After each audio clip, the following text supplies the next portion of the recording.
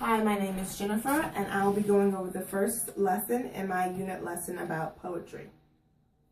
So, now that we know what the topic is poetry, I will start off asking the class, based on their own knowledge and understanding, what do they think poetry means to them?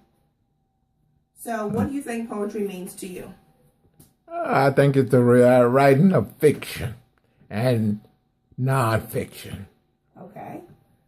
So now that we've gotten one student's perspective about poetry, poetry is a poem. It is a stance of verbal art, a text set in verse, bound by speech.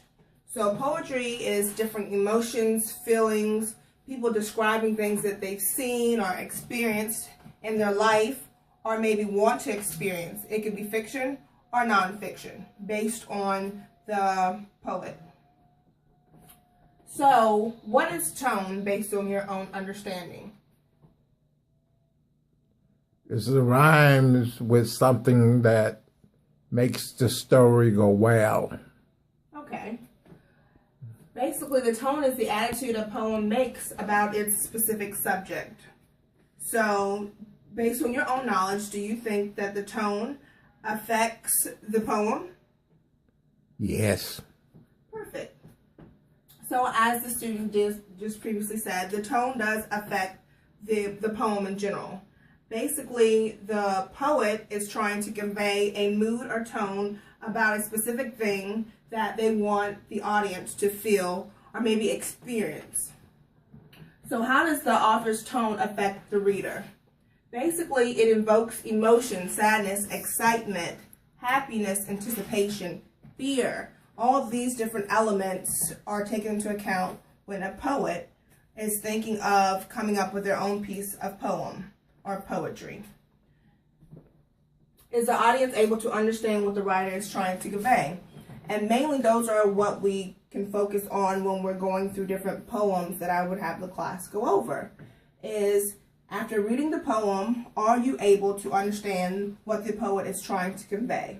Is the poet trying to get you to be sad or anticipate what's going to happen next or be in fear of the outcome? These are all different feelings or emotions that the poet is trying to get the audience to understand or feel along with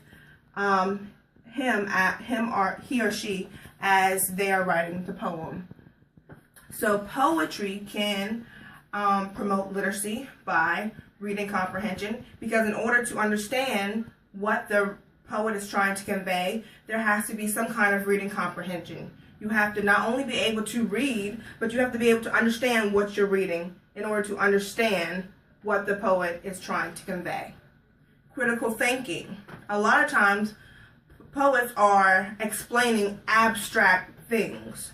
So you have to look beyond what the poet is writing or saying in order to understand what they're trying to convey to you. So it takes a little bit of critical thinking. And developing writing skills, you have to have some kind of foundation of writing in order to, at the end of my lesson, which is the 5th lesson, I would have my students write their own type of poetry based on the different lessons that I've taught them. So everything is by step. So they have the foundation, the history, they have a background understanding of poetry in order to then at the end come up with their own type of poetry. And this is just basically the first step or lesson in my poetry unit lesson.